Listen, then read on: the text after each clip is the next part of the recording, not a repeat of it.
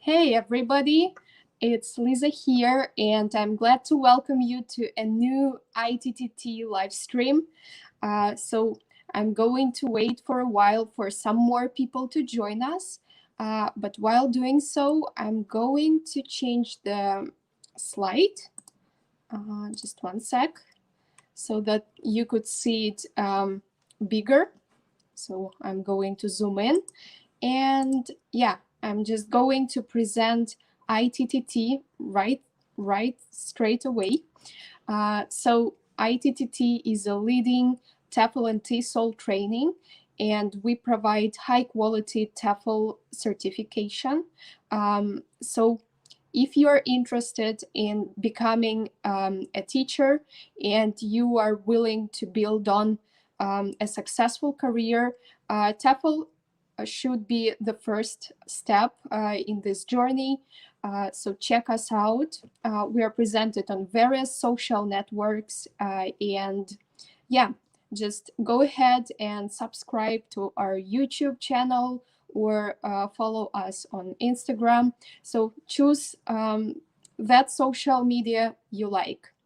And let me get back. All right, so I can see that some people have already joined this live stream. So just don't be shy. Please say hi in the comments, because it is always helpful to the speaker to know that there are some people watching. And as for me, it's a little bit challenging every time to go live, because I basically don't see anybody behind the screen. And frankly speaking, I'm talking to myself right now. So let me know that you are there and you hear me. Okay, so hello guys. All right, thanks a lot for tuning in. So there is Gonzalez. Hello, nice to see you. I believe you haven't participated before, so let us know where are you from. And there is another person, EG. I'm not sure what's your name correctly, but let me know. I'm great, by the way. Thanks a lot. So EG is from Egypt. Okay, it sounds fun. And there is also a person from Turkey, and they probably run an ESL channel, which is really cool. So guys, you can note it down. Okay. So Gonzalez is from Egypt as well. That's cool, guys. I'm really happy that there are people from various parts of the world. And let me just introduce today's topic. So it's the 1st of September. It means that we are going to start our school once again. And for some teachers, summertime is that period when we think about methodologies, when we prepare, change strategies, and so on. So before we dive into the school program, I just want to share this topic of giving feedback, because I know that many people, many teachers, either neglect doing so, either neglect giving appropriate feedback, or they are not sure how to do so.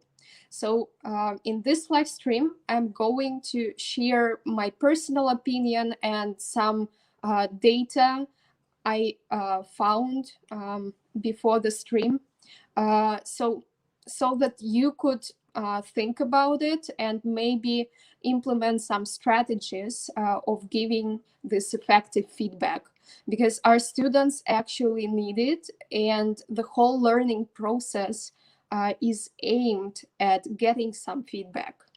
Okay, so let's start. I have already mentioned ITTT, so if you're watching us from YouTube, so you're probably subscribed, but anyways, check out our other social media. And here is a nice QR code which can give you a 30% discount of any ITTT Tefl courses. We actually share this code during this live stream, so it's pretty unique and exclusive.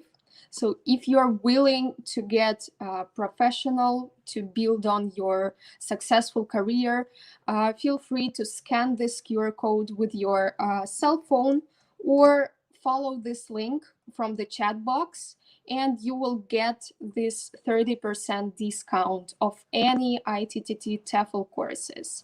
And by the way, if you have any questions related to our TEFL certification, feel free to ask me in the comments, because at the end of this session, I'm going to answer some questions and give you some feedback on the session as well.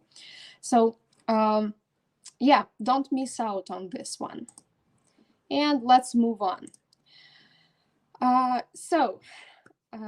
Getting back to the point of feedback, when you start thinking about your feedback and thinking about the whole concept of giving feedback, you have to consider what is effective feedback actually in general. So is it correcting all students' mistakes, or it's just discussing some target language? For example, when you did a session, when you did a lesson devoted to, let's say, present simple, and you notice that your student made a lot of mistakes outside this topic, should you give this feedback related to the target language only, which was present simple, or should you respond to the mistakes in general? So that's the point to consider before choosing your feedback strategy. In some other cases, you would probably think about drawing attention to something particular, to some specific details. It depends, right? Or some teachers feel like feedback is just some moment when you praise students for their hard work, and basically they don't give any specific feedback related to mistakes correction or something like that. So all in all of these points have to be considered before choosing the strategy, and they are actually depend on your teaching goals. So before you start giving your feedback, or before you start teaching, you have to have your teaching goals. So every time you plan your lessons, you basically write down what you want to achieve. And this point helps you choose your feedback strategy at the end of the lesson. So bear that in mind, and also try to think about what you want to achieve, basically, and what your feedback is aimed at. Okay, and let's move on. So also, it is quite important to choose the most appropriate strategy. So I have already mentioned that you point at some specific teaching goals. However, those teaching goals, they are different. They are always different, and there are two main groups of goals, both from your perspective as a teacher and from your students' perspective. So, for example, there is this situation. The goal is to achieve some language clarity, and the whole process of learning is that result you want to get. So basically, in this case, you would probably correct as much as it is possible. So if your goal is to achieve language clarity, you correct basically everything. So when students make mistakes, you fix it, then you correct it, and then students probably stop making those mistakes. So probably students reflect on themselves and think about something they did wrong. So they stop doing mistakes based on this experience. Unfortunately, this approach is quite old-fashioned, but it is considered as a traditional approach in this teacher-student relationship. So most teachers know just this approach, simply because they were taught this way. And for example, as for me, it is super challenging to give feedback to adults, because they know that they have to be corrected. And when it comes to the learning process, they are so afraid to make mistakes, because they know that at the end of the lesson, they are going to be corrected. Every single mistake is going to be corrected. So it is just demotivating for them, right? And they feel pretty uncomfortable to make mistakes. So probably when you consider giving feedback, when you consider all of your teaching goals and stuff like that, it is not the right choice to give this kind of feedback when you correct everything. So basically, you have to consider your teaching goals one more time and see what you could correct and what you could ignore. So that's it. Yeah, as I have already mentioned, it's a traditional approach. We all know it, because if you studied at school, if you learned English when you were a child, like back in the day, you probably were corrected this way. But it doesn't mean that it is still useful. For some people, it is still useful, unfortunately. But yeah, it's probably better to choose something else. Okay, I don't know why it's here, but anyways, this QR code gives you a 30% discount of any ITTT TEFL courses. We also have a coupon link right in the chat box. So if you need it, feel free to follow the link or scan this QR code. And yeah, just sorry for that. So let's move on.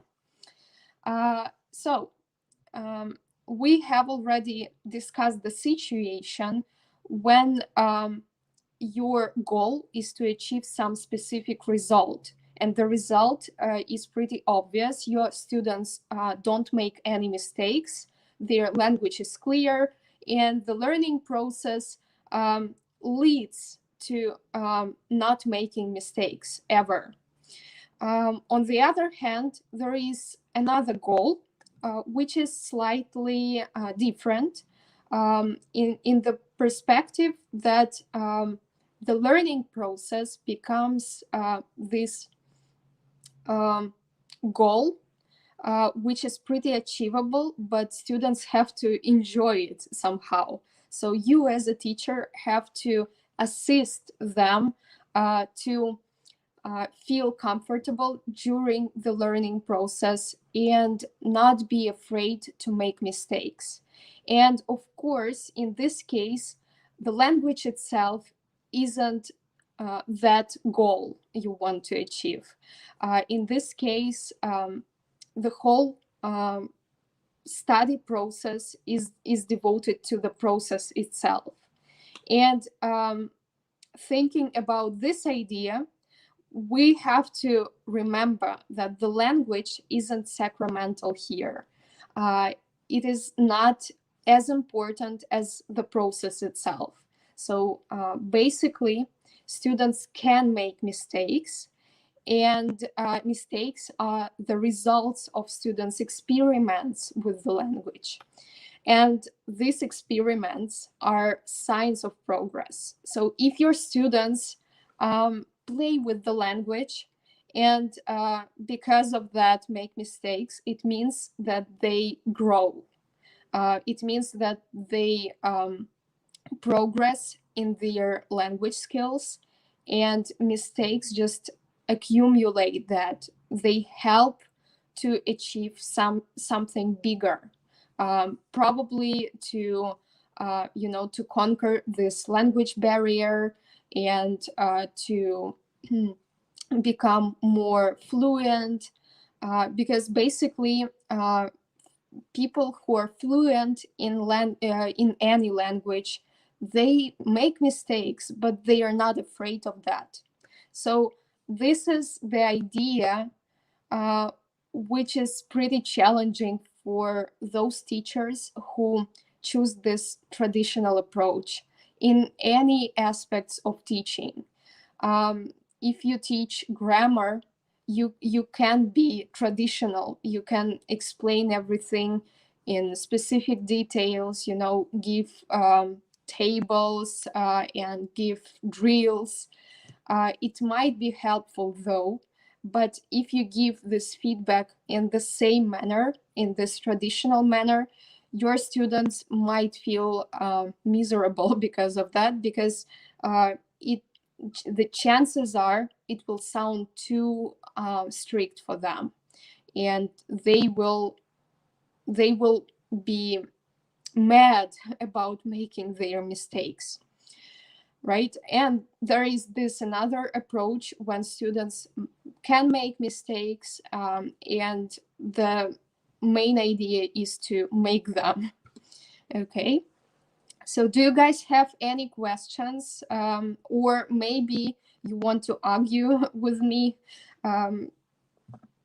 considering this idea? Just let me know in the comments section, because I'm curious how other teachers give feedback, and is there any difference in our beliefs? So let me know.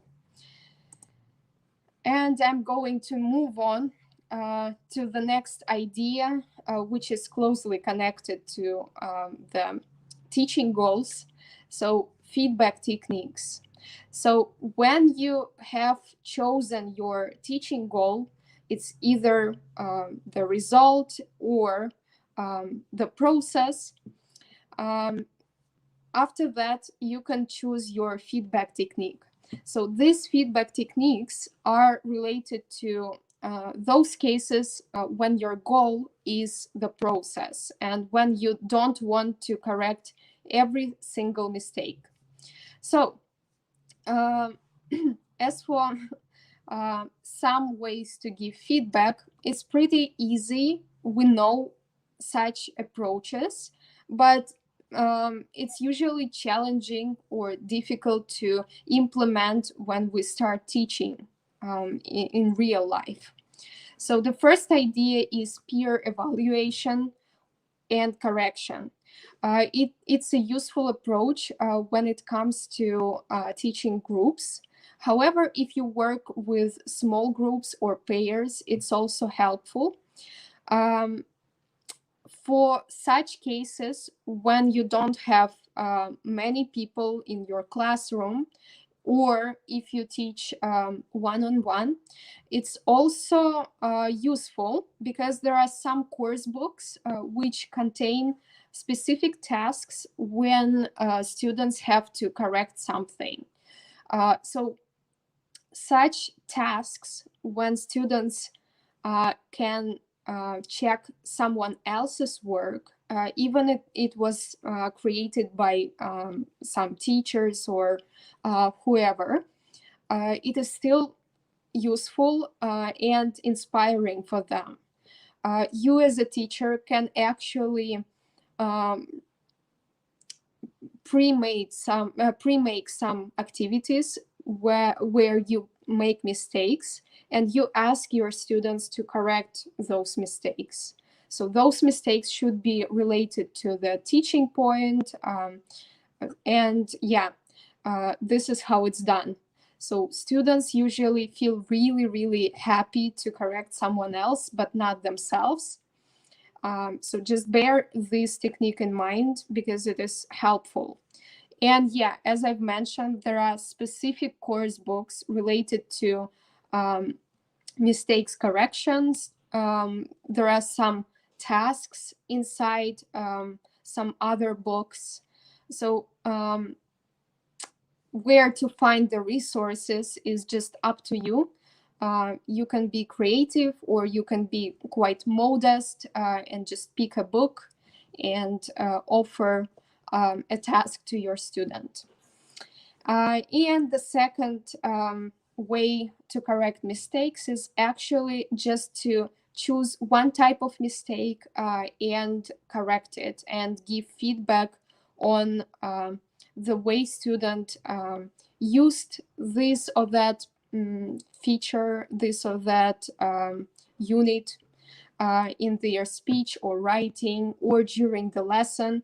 And yeah, just give some examples of their speech, for example, and yeah, just give explanation in details what was wrong and how to fix it. Okay, yeah, so for example, it can be done with pronunciation. You just give some examples before doing some activity, and if you see that students don't follow suit, you can give the same feedback once again and ask to paraphrase or to repeat. So this is the strategy. The third technique is related to focusing on content instead of the form, and it is usually implemented when teaching writing. So, for example, you teach students writing emails or essays, and the point is to include all the necessary details which are required by the task.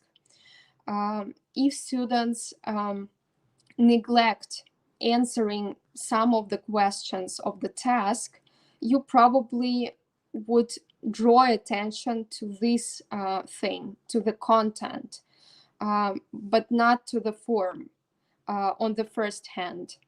When it comes to grammar and language, you would still say that you could change this or that.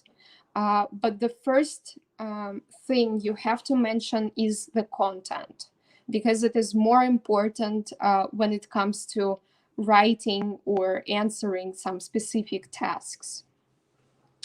And by the way, usually when it comes to content and linguistic devices, especially if you teach people who prepare for exams, they usually believe, and teachers believe as well, that language is over this content. Language is more important. But in fact, if you read some exam handbooks, you would be pretty shocked that language isn't important, isn't as important as the content. So bear this in mind as well. And if you work with writing or with speaking as well, it's a great idea to listen for specific details your students mention, or check out the specific details and see if the task and the work correspond with each other, okay, and correlate with each other. The next technique, it is usually used in speech, and it is used to correct structures when students make mistakes. Sorry. So basically, if students make mistakes, you listen as a teacher, you fix it somewhere, so you note it down, and then you give a correct response using the correct structure. Or you like ask questions, follow-up questions with the same structures, and kind of try to draw students' attention to this idea that they have just used the structure, but it was slightly incorrect. And this is the way how it should be done. Usually, it works with students who are pretty attentive and patient. It doesn't really work with lower level students like A2 probably, but I know that when I work with my intermediate level students, they usually are really attentive and they understand this idea. So it's a helpful approach. I recommend it for sure. I also change this approach somehow using their mistakes. So I note down their mistakes, and when we finish the task, I just copy and paste all the mistakes on the board, for example, and say like, check this out. Do you think that you would paraphrase anything, or would you change anything? And they usually find all of their mistakes and paraphrase everything and say like, oh, it was so obvious. How could I make that mistake?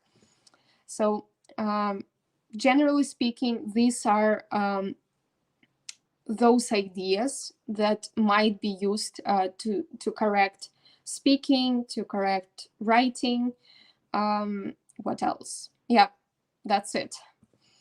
And the last point, so when you work with some specific tasks, students, if they are pretty, you know, if they work hard, they would probably get some questions. They would probably need to ask some questions. So in this case, they note down all of their questions, all of the challenging places, and then they ask you, and you give feedback based on those questions only.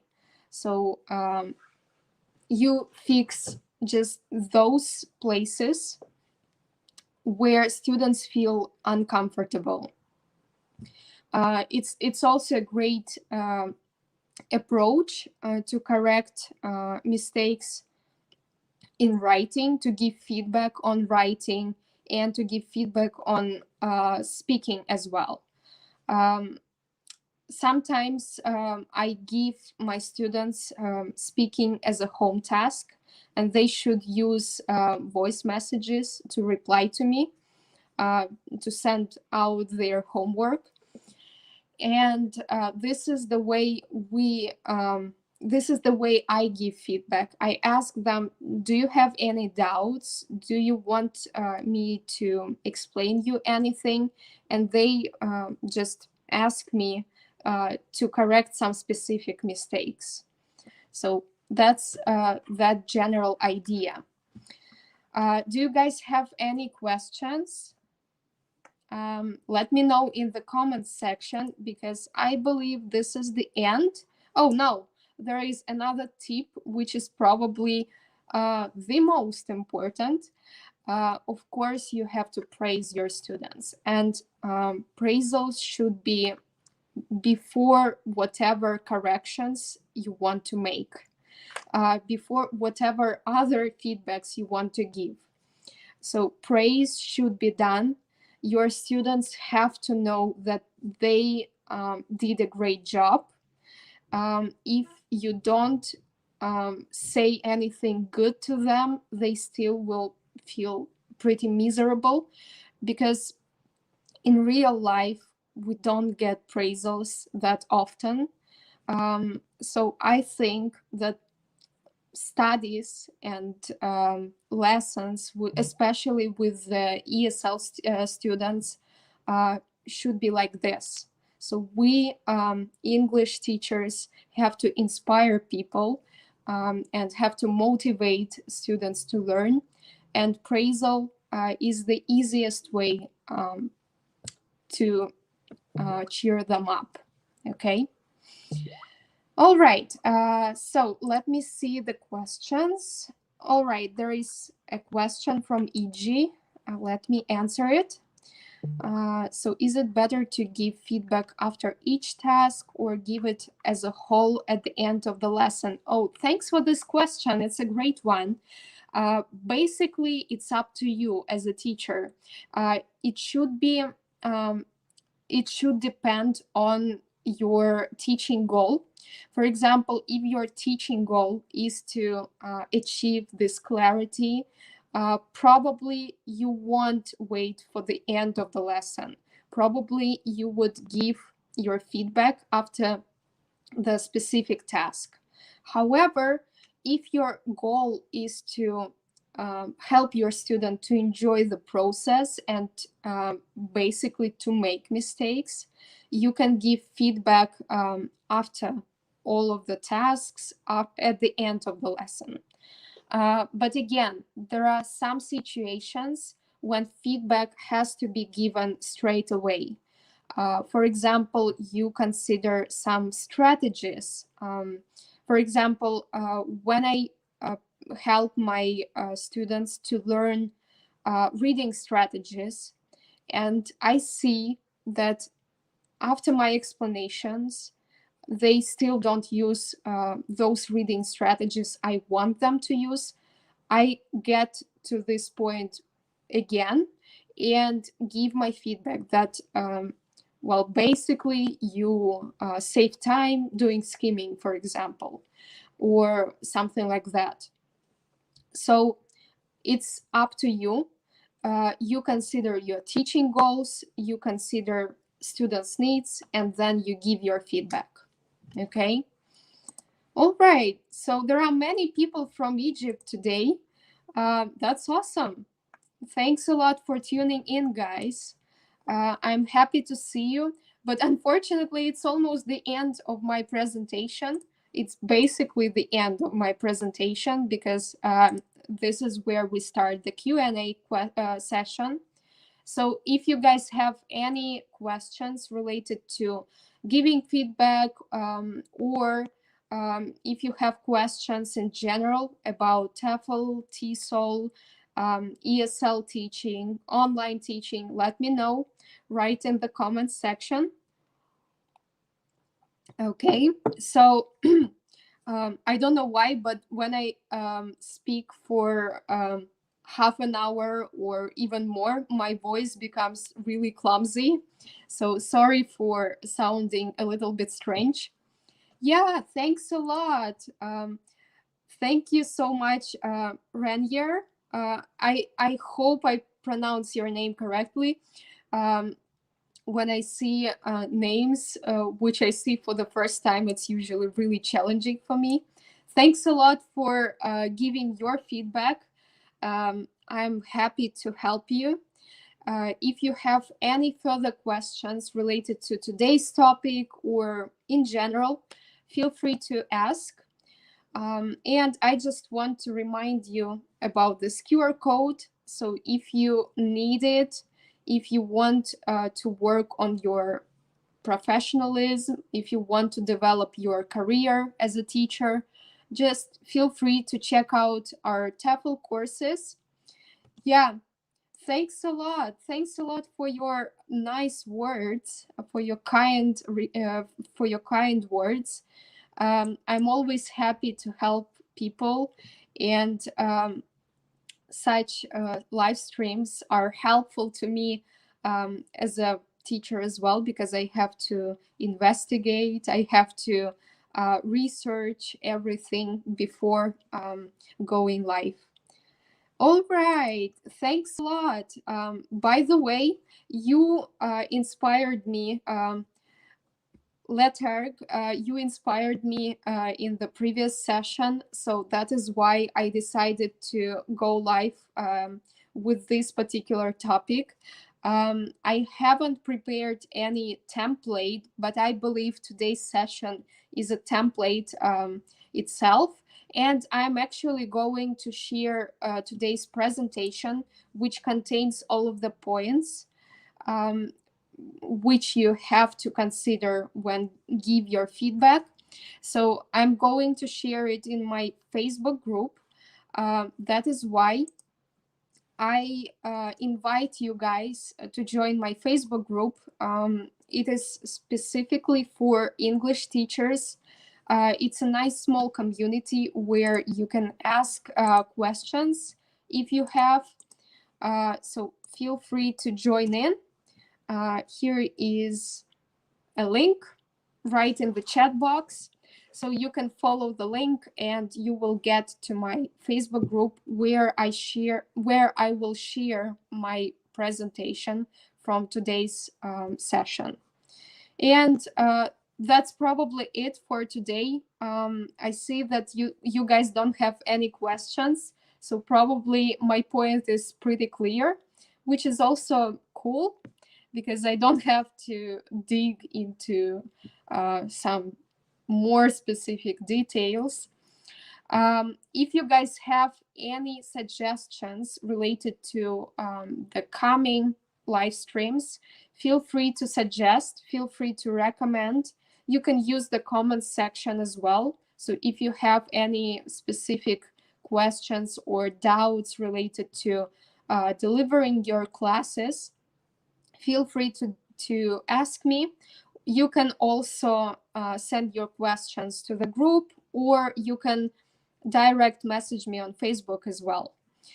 And the last point I'd like to mention is that we actually go live every week twice.